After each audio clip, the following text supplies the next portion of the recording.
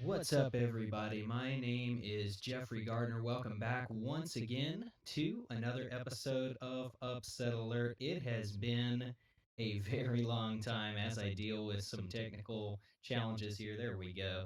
As you're taking a look live for the very first time on video on twitch.tv/slash robot brain eater. Of course, we're always on Twitter at Upset Alert Pod, hashtag Upset Alert. But for the first time ever live on video today, you can always check us out Apple Podcasts, Spotify, Google, everything like that later on. But of course, today, trying something a little different because we have had some time off lately, folks. We have had plenty of time off, we'll say, just over a week, I guess, at this point where since we've talked about college football because so much has really been up in the air lately. So we wanted to kind of take a minute to just go through some of the changes that have happened since the last time we had an episode here, and just discuss what the schedule changes are to this point, what that means for kind of the landscape of college football for this fall. Is there really going to be meaningful football played in the spring? What we've got a lot to go over today. In short, so we'll get right into things here. But first and foremost, just as a housekeeping, like I said, this is Upset Alert, episode number 50. Gosh, what is this even? 56? It goes to show how well prepared I was for this live stream. Episode 56, yeah, today of the Ultimate College Football Podcast, celebrating all 130 teams in FBS. So, of course, we are not having 130 teams in FBS this year. It is significantly reduced. So, we're looking at 76 teams in FBS for the upcoming season. So, the MAC, of course, is out, the Mid American Conference, the Pac 10, or excuse me, the Pac 12, the Big 10, the Mountain West Conference also completely out. And then we have some individual schools mixed in there as well, some independents and teams that are just opting out on their own based on what their current knowledge of the COVID-19 situation is. So we're talking about UMass, UConn. We had Old Dominion opt out as well. So there's a handful of various stragglers, I would say, outside of the MAC, the Big Ten, the Pac 12, and the Mountain West. So, what does that leave us with then exactly? We're talking about the SEC, the ACC, and the Big 12 as far as Power 5 conferences go, plus a couple of big independents in there like BYU and Notre Dame, of course, will be playing this fall. And then outside of those, we're also looking at teams like in the group of five, the American Athletic Conference, of course, with Memphis, Cincinnati, UCF, Navy, all those guys. The Sun Belt is still playing, and then Conference USA still playing as well. So a lot of great football still set to be played this fall. Of course, most folks are going to be talking about, that those big Power Five conference matchups that we're going to have, but a couple of non-conference games still surviving the schedule to this point. So a few non-conference matchups, depending on if those individual conferences allowed for their member schools to do so. So, like I said, today we're going to spend a lot of time getting into all of the stuff that we missed in the time that that we've been away. So we've been away just over a week, and it feels like a year with how much everything has changed. I've just got kind of a scroll for those of you watching live on video, by the way, of just some college football highlights from last season. I think this is just set on a playlist at Blake H. Harris on Twitter, it looks like there. So showing some Fresno State and USC football. This is all you'll see of USC this year as far as football goes, and Fresno State for that matter. But yeah, we're going to try to keep things as positive as we can and get into some exciting football discussion. And the main thing that we're going to do, because the topic of the podcast, of course, to this point, building up to the college football season, has been ranking every team in college football from worst to first and kind of previewing their entire schedule game by game. So many of the schedules have changed. I've decided that I'm going to go back and redo a lot of these predictions of the teams that we've already gotten to because their schedules have changed so drastically. And I do think it matters the order of the schedule, even if a lot of the teams are the same for most of these teams. So what we'll do is I'm going to go into today, not each individual team's predictions or anything like that, but I am going to go into um, what our new and improved top rankings are. So instead of the top 130, we'll be going with the 76 now that are playing in the fall. If we do have some football in the spring, then I'll go through the same process in the spring for those teams we've already talked about and those that are still yet to be talked about. So we will jump right into this here, and I will tell you kind of everyone's updated ranking, just so you know where everyone is to this point. Teams that we've already discussed. So, to this point, number 76, the worst team in FBS, is still around, still playing this fall. That's UTEP at number 76. I've got number 75, Texas State out of the Sun Belt, still scheduled to play this year. 74, University of Texas at San Antonio. 73, South Alabama. 72, Coastal Carolina. 71, Rice. 70, East Carolina. 69, Louisiana Monroe. 68, North Texas. 67, Georgia Tech. 66, Tulsa.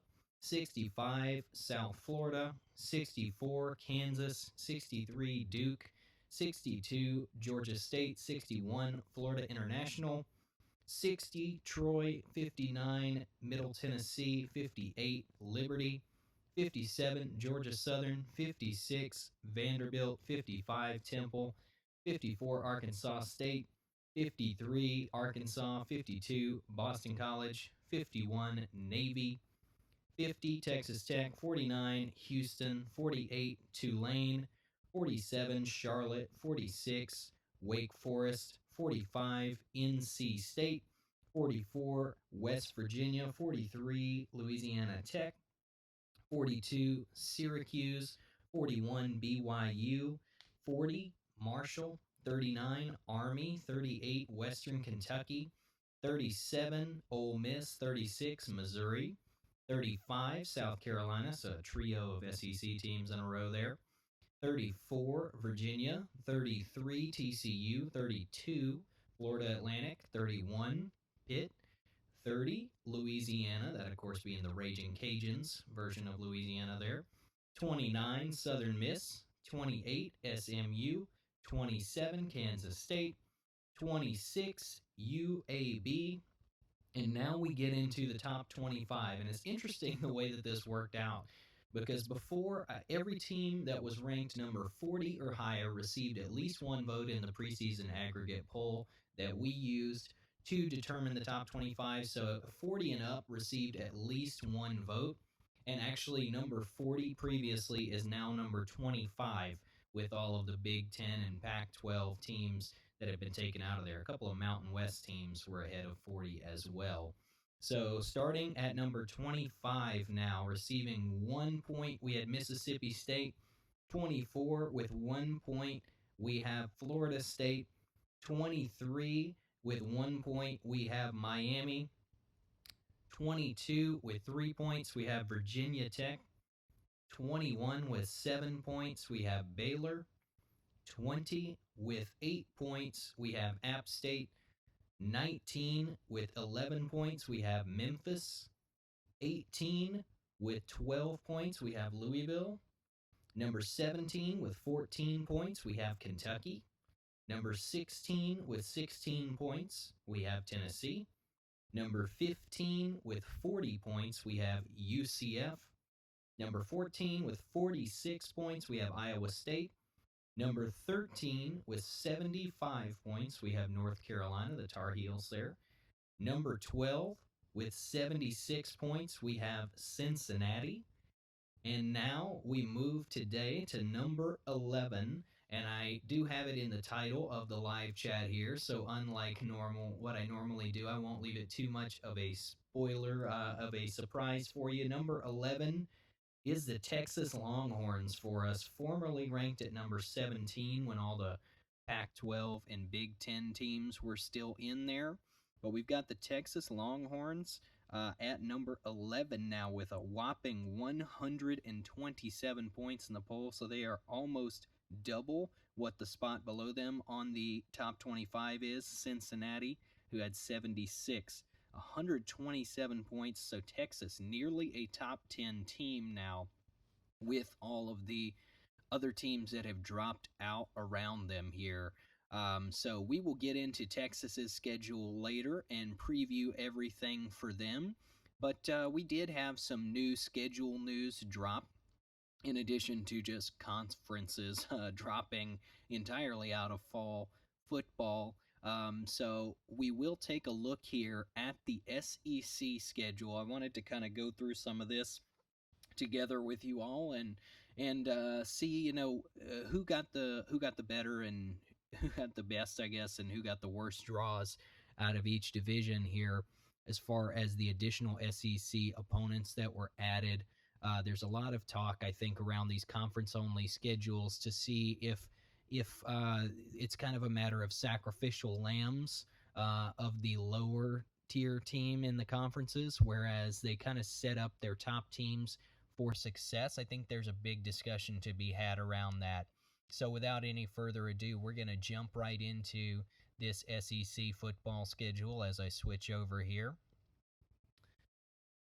And by the way, feel free, if any of you are watching live here, just feel free to enter into the chat. Again, we're twitch.tv/robotbraineater right now. So if you want to join in the live chat as we are talking college football, I would be more than happy to respond to some of your comments and make this an open discussion as much as possible. That's why we're doing this live now, so we can try to make this as much of an open conversation as possible. And if you all want to join in that conversation, then please do, and we would be more than happy to have you in here. So let's see here. Taking a look down this SEC schedule, of course, they've got, for those of you not watching on video, we're looking at a table of all the various games on here, everyone's schedule listed by date. So everyone is set to start on September 26th in the SEC. They're going to play a 10-game conference-only schedule. We are set to have the 2020 SEC Championship game on December the 19th, the week before which is an off week for everyone. So the last week of regular season play in the SEC is going to be December the 5th, and everyone does have one bye week somewhere in the middle. Which week that falls on obviously varies a little team to team.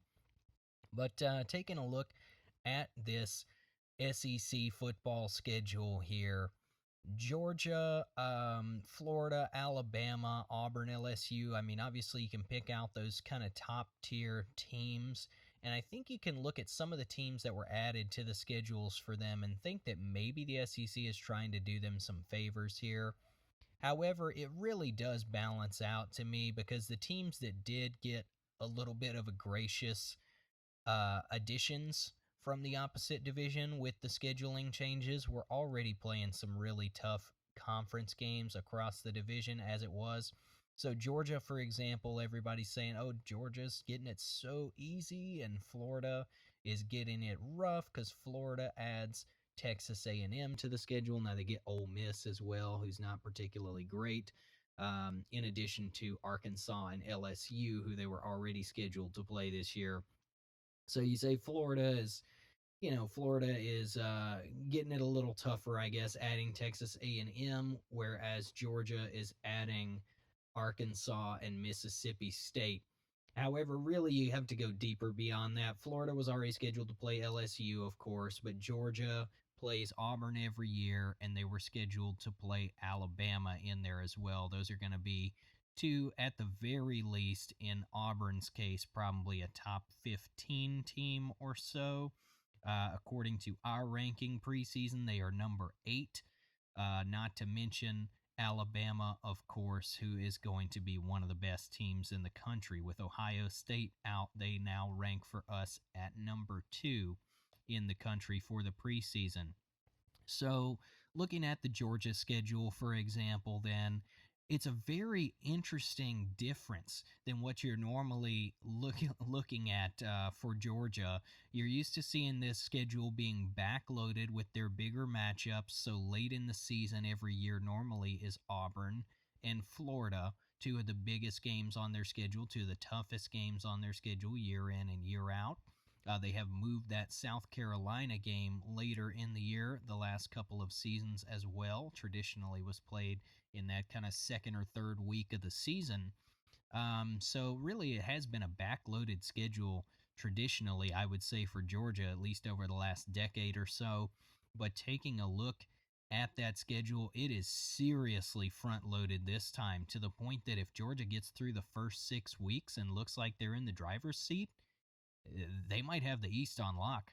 Honestly, they start things off on the road at Arkansas, and then after that kind of tune-up game, I guess you could call it, in Fayetteville, things are not going to be easy for the Dogs. Now, they fortunately started with 2 home games, so they have Auburn on October 3rd at home. They have Tennessee on October the 10th at home. Then they're on the road against Alabama and Kentucky back-to-back before their bye week, and then playing Florida. That game is still, by the way, being played in Jacksonville, Florida, neutral site action there, and then another road game at Missouri on November the 14th. So between between Tennessee at home on October the 10th and November the 21st, versus Mississippi State, this Georgia team does not have a single traditional home game in that stretch in between, over a month away from home there.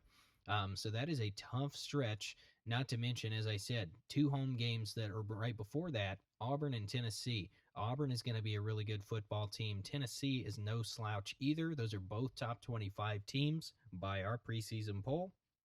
Alabama on the road, of course, is a nightmare. At Kentucky really feels like a trap game for Georgia. After Auburn, Tennessee, and Alabama, and right before Florida, on the road against a pretty good Kentucky game that's kind of sneaky good. Those are matchups that you're really going to have to watch out for. But if they can get through that stretch, you got Missouri, Mississippi State, South Carolina, and Vanderbilt to close out the year. So really, if Georgia gets through those first 6 and they're, say, 5-1 at that point, I like that Georgia team to run the table in that situation. Taking a look, for example, by contrast, though, let's take a look at Arkansas's schedule here. Obviously, the SEC West schedule is brutal as it is, but Arkansas also plays, I would argue, the 4 best teams out of the East, or at least the 3 best teams out of the East, I would think here. Kentucky, I guess they miss out on. Kentucky has a potential to be 3rd or 4th best in the East, probably. But Arkansas is going to start the year at home against Georgia. They play on the road at Mississippi State and Auburn. They're going to host Ole Miss. They have their bye week right in the middle there. They are at Texas A&M versus Tennessee, at Florida versus LSU, at Mizzou, and they close the year versus Alabama. And that is a trend that you will notice there for Alabama, closing the year at Arkansas. Georgia, closing the year versus Vanderbilt. LSU, closing the year versus Ole Miss. Almost kind of like another week of padding for the best teams in the conference there. Florida, you could make an argument there at Tennessee. That's not as easy of a game. But I would say the top 3 teams in the conference there, in my opinion, in Alabama, Georgia, and LSU, all 3 of those kind of get a little bit of a break in the final week of the regular season, maybe to give them a little bit of a preparation week for the SEC championship game, should they make it there. But just some of the big marquee matchups to highlight on here. I won't get too far into the nitty-gritty of going into every single team's schedule, or anything like that. But some of the big games to highlight on here, obviously, if you're looking at cross division marquee matchups, October the 17th, rather, is the date you're looking for. Florida versus LSU. So LSU at Florida there down in the swamp. That is a huge matchup that day. And the same day, Georgia at Alabama. Those are the two biggest matchups you could dream up in the cross division scheme of things in the SEC. And they happen on the same day. It seems interesting to schedule those two on the same day to me when, for example, September the 26th, your marquee matchup is maybe Kentucky at Auburn. So it seems interesting to me that you wouldn't split everything up a little more evenly. But it is what it is. I don't make the schedule, so hats off to whoever made the schedule and got one done. So thank you to the SEC for getting that done. Highlights on here in terms of the division games. Of course, the Iron Bowl. We always talk about that game is going to be played in Tuscaloosa this year. Alabama, LSU expect to be played with a little extra chip on the shoulder from Alabama this year, but they are in Death Valley. Of course, LSU probably gonna not be so happy about a limited capacity in this year in which they're hosting Alabama. Alabama maybe be as good as they were last year. LSU probably not quite reaching those heights unless they find magic again. Joe Burrow, of course, one of the greatest college football seasons of all time last year, not to mention their stud receiver core, their first round NFL running back now. Um, so LSU's got a lot to replace. I don't know how I feel about that game for the Tigers, but you do like that they get the home field advantage. Of course, both of them will still have their bye week right before that game, which of note means that in that big marquee matchup like LSU Florida and Georgia Alabama, neither of those teams have a bye week before that game. Alabama will play at Ole Miss before, Georgia will play versus Tennessee before. So big games to watch out for there, really. And of course, some in terms of some weird funkiness in terms of things being moved around on the schedule. You're talking about the Iron Bowl now being played. It's actually on the traditional date, so 1 week before the end of the regular season, but on the traditional date. That's November 28th. There, Georgia, Florida, just 1 week off of the traditional date, November 7th is that one. So normally played Halloween weekend, but just 1 week later this year. LSU, Alabama seems to be a little later in the year than normal, November 14th. Tennessee and Florida. This is a bit of a weird one. Florida at Tennessee is going to be the last weekend of the regular season, December 5th. That is kind of a weird one to me. But for the most part, you look on here, a lot of those traditional rivalry games are still getting played that November 28th slot. And then that December 5th is almost like a bonus game, right? It's almost like something where the better teams in the conference get to play some of the worst teams in the conferences to prepare for the SEC championship game. Meanwhile, you've got those kind of mid-tier teams like your Mississippi State, for example, playing against Missouri in that final week. I don't think anybody's going to be paying too much attention to something like that. Kentucky and South Carolina that week. Of course, a lot of folks will just be watching the Georgias and Alabamas and LSUs to see if they slip up. But final week of the regular season of note, I guess you've got Texas A&M at Auburn. That sounds like a pretty decent game to close out the regular season. And like I mentioned, that Tennessee and Florida game as well, being played in Knoxville the final week. So pretty interesting taking a look at here. I mean, there's a lot of question marks, obviously, about what this season is going to look like exactly. But it is really interesting having this SEC schedule finally in front of us here and being able to just at least have something that we can get our hands on makes it feel a little more real. And of course, September 26th for SEC football, things are set to kick off, but we won't have to wait that long to see college football. As of right now, September the 3rd is still the earliest date with games scheduled. That is just 15 days from today, just 15 days from today, is when we're set to have the very first college football games of the new season. So, looking forward to that.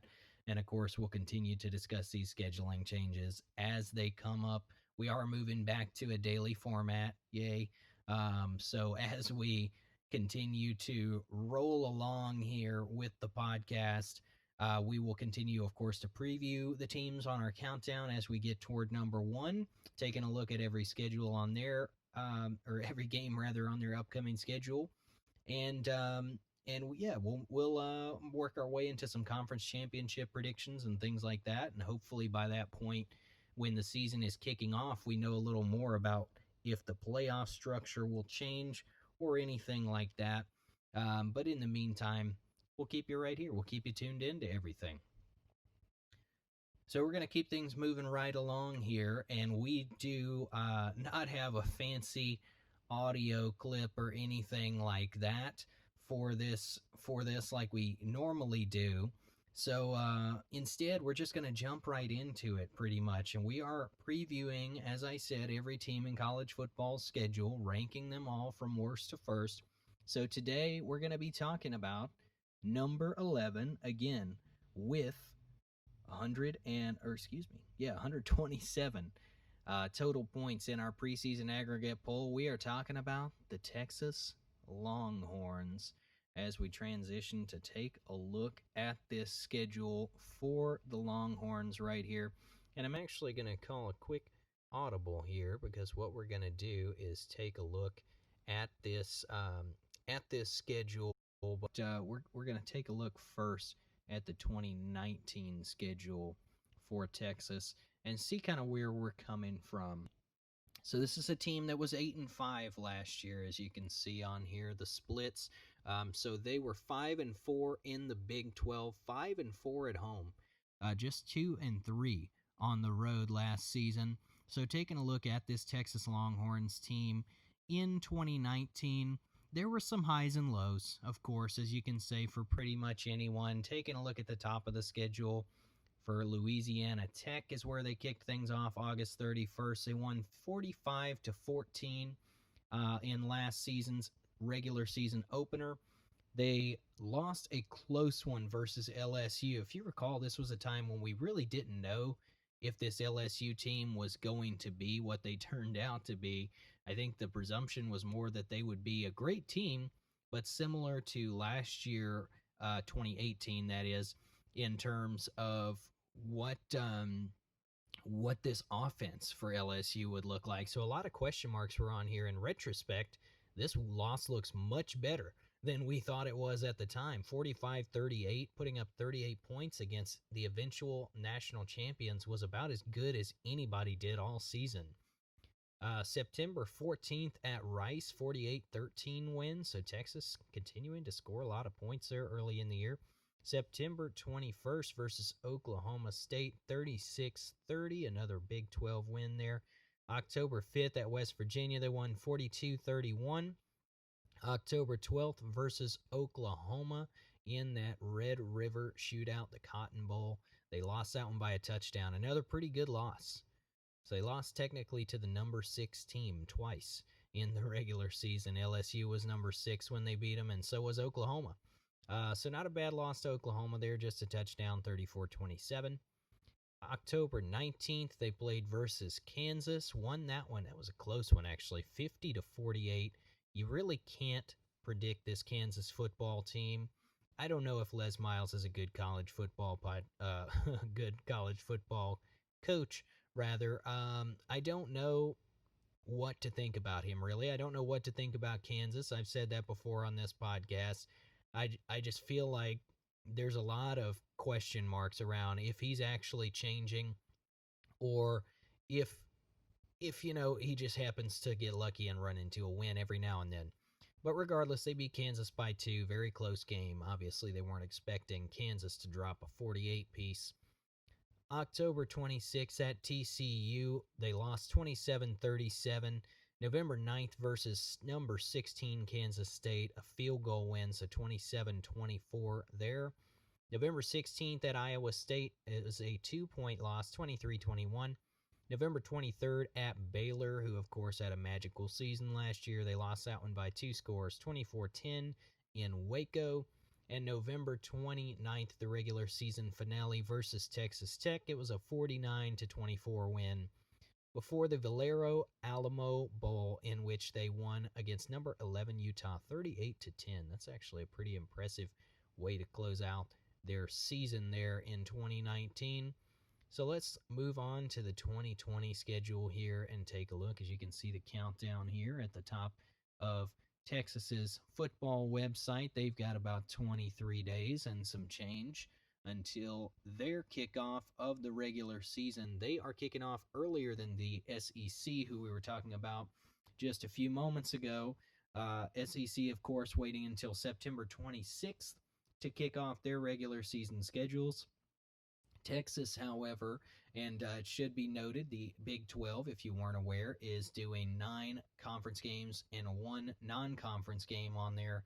The lone non-conference game for Texas, they couldn't have chose much better if they're looking for an easy win. The UTEP Miners, who I just told you guys, I haven't changed my mind on UTEP. They're still the worst team in college football. CBS Sports actually just put out their updated ranking of every team in college football, and they agree with me. UTEP is the worst team in college football this year. The Miners are just terrible. They are not going to even, I don't even know what to say about this one. Texas is going to put up 50. UTEP might put up a field goal. That's about going to be the end of that one. September the 26th. Is that what that is? Yeah, it looks like a bye week after the first week. Interesting there. September 26th at Texas Tech, the Red Raiders down in Lubbock. Texas Tech's not a particularly great team. There's not a lot to say here, I don't think. Texas Tech is just not good enough to hang with the Oklahomas and the Texases and the Baylors of the world. So that looks like a win for Texas to me there. October the 3rd, the following week, they're going to be hosting TCU.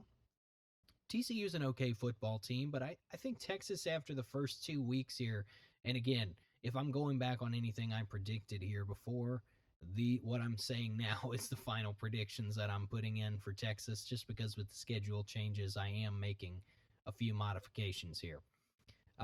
So I've so far to catch you up, I've got a win against UTEP and a win at Texas Tech.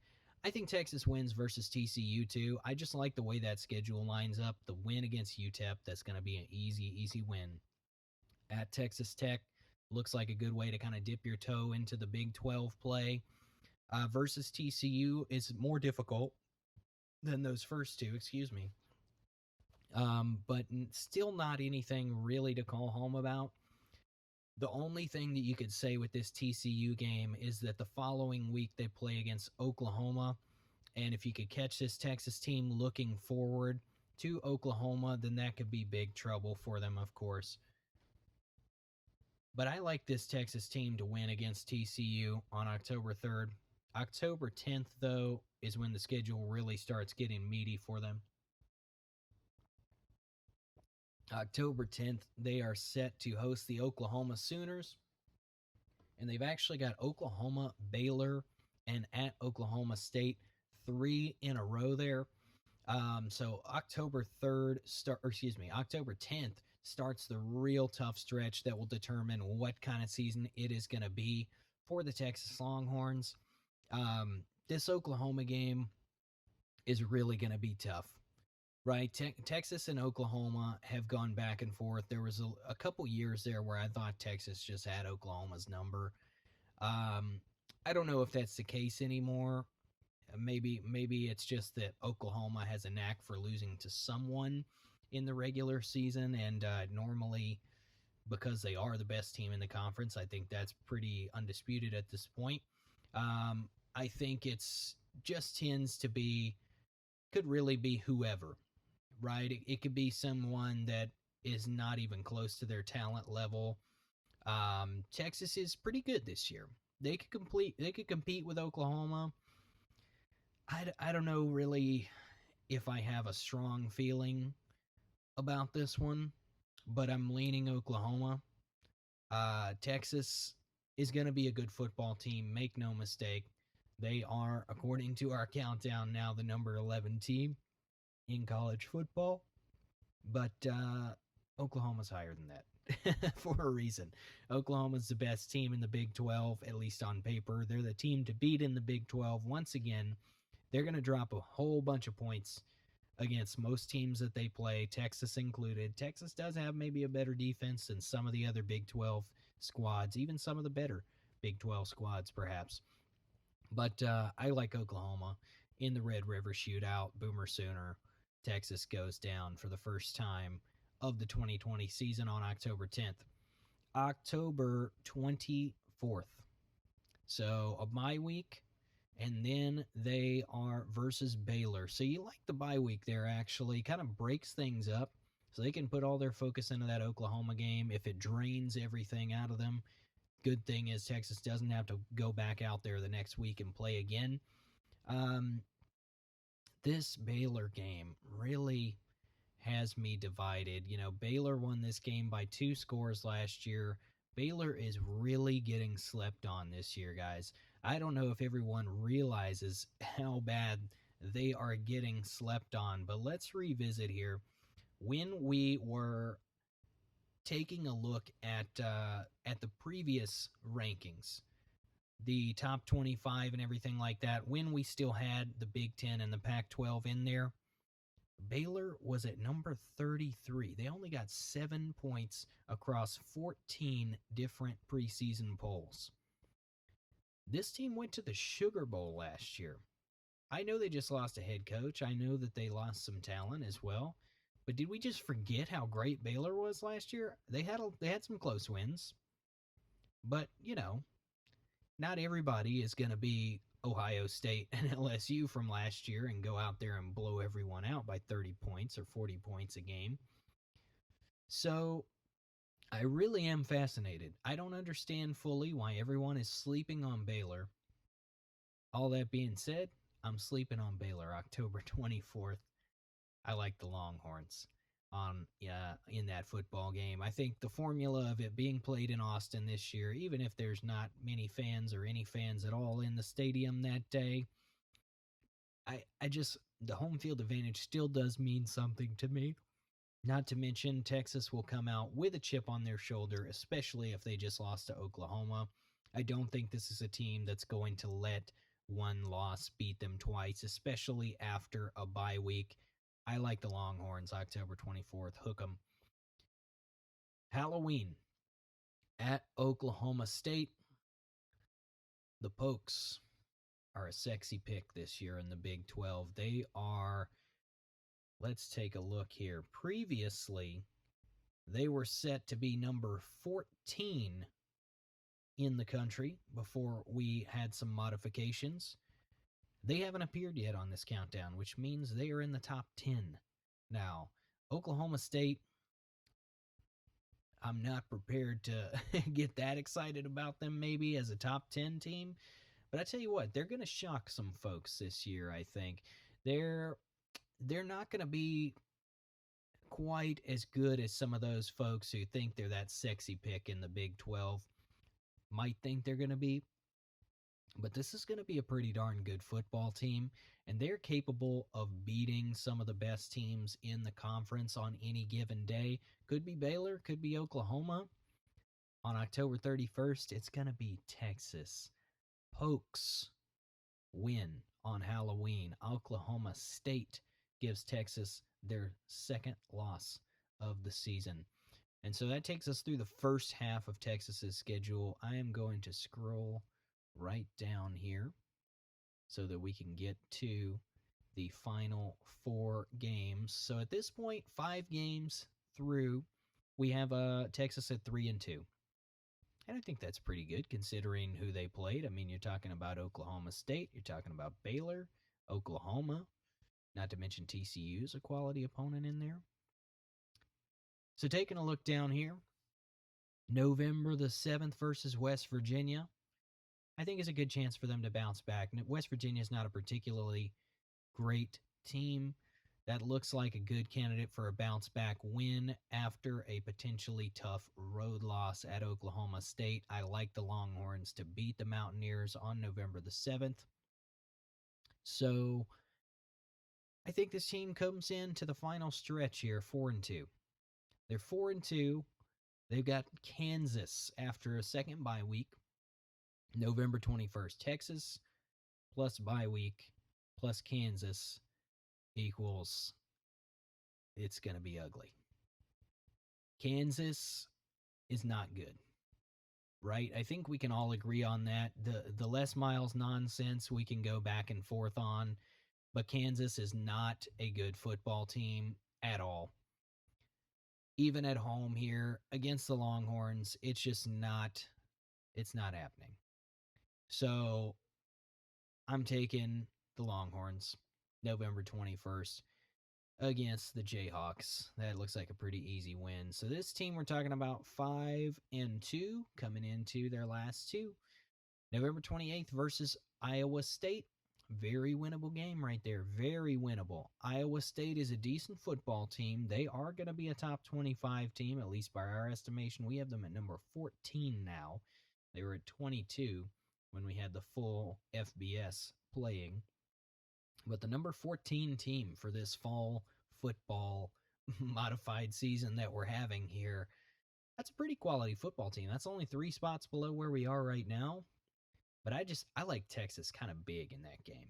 I think Texas comes in with a chip on their shoulder. They should still have a lot to play for at this point in the season, unless Baylor goes off again or Oklahoma State just runs away. I think it's going to be Texas, Oklahoma, and Oklahoma State. Throw Baylor in there too.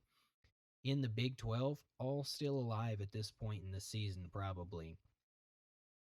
And I like Texas to win against Iowa State.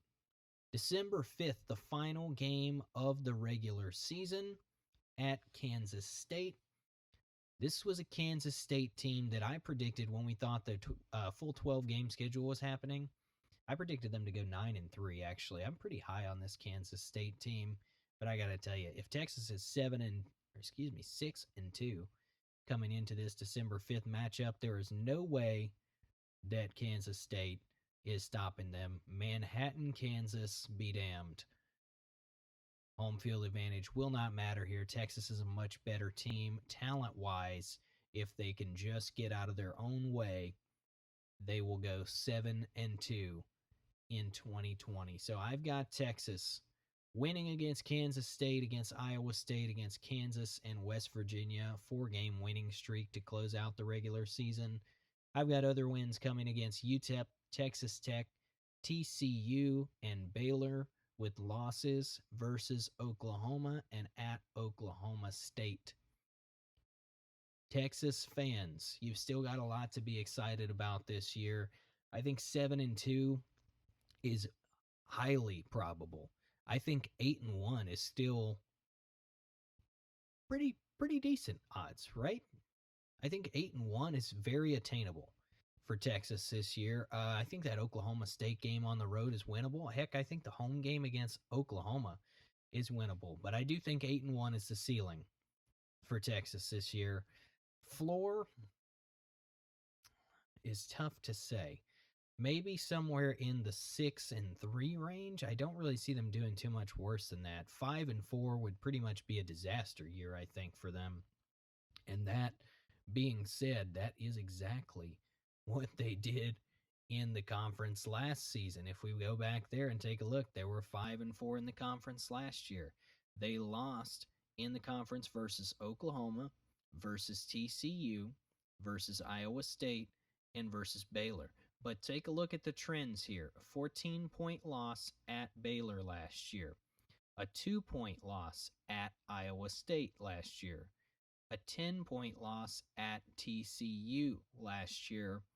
All 3 of those games, 2 scores or less. They get them all 3 at home this year. Taking a look further, 34-27, the loss by just a touchdown versus Oklahoma. Of course, that will be neutral site once again, so that one still could go either way, I feel. Oklahoma State, you can make the same argument. They had Oklahoma State at home last year, won by just 6, so that one could swing the opposite way potentially. So, really just taking a look at the schedule for them, I mean, there's a lot of question marks. How this team, what do we get? Texas lost to TCU. Oh yeah, absolutely. Yeah, that's what we're getting to. They lost to TCU last year. I don't think they're losing to TCU this coming season at home, as we got Pure One Shot in the chat live on here. Um, I think at TCU last year, the loss by 10, obviously a low point for Texas last year. I mean, the Oklahoma loss, you can certainly forgive last year. The LSU loss, you can definitely forgive. At Iowa State is a tough one. That's a 2-point loss last year. At Baylor, with the way Baylor was going last year, that's a pretty forgivable loss. But the 10-point loss at TCU, I don't think they're losing to TCU 2 years in a row. I like Texas to beat the Horned Frogs this year. And overall, I think in the 9-game schedule, this team's going 7-2. They're losing to Oklahoma and at Oklahoma State. That's my take on it. That's my take on the Texas Longhorns for 2020.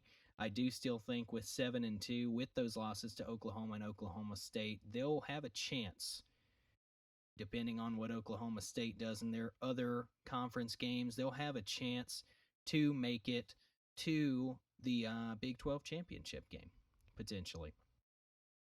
So, really just taking a look forward then. Of course, we'll be right back here, same place, same time tomorrow, talking some college football. And we'll be previewing number 10 in the country tomorrow. So today's episode number 11, the Texas Longhorns that we're talking about. Tomorrow it'll be number 10. So we'll be right back here previewing their schedule and talking some college football news, if any applicable news does pop up. In the meantime, in between time, you can always follow us at Upset Alert Pod on Twitter, hashtag Upset Alert on Twitter as well. We will continue to talk some Big 12 football tomorrow. So get you a little bit of a hint there without getting too spoilery. But top 10, we're still going to be talking Big 12 tomorrow. And once we get through our top 10 and preview all of their games, then we will head on over to a conference championship prediction. And again, hopefully we know more about the college football playoff, if it's been modified in any way by that point in time, or if the conference championships modify themselves at all as well. But until then, Texas fans, hook 'em horns, and until tomorrow, we will see you later.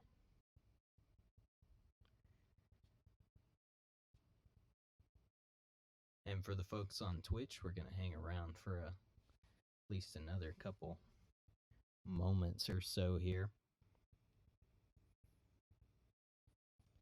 Let's take a look here at what we've got.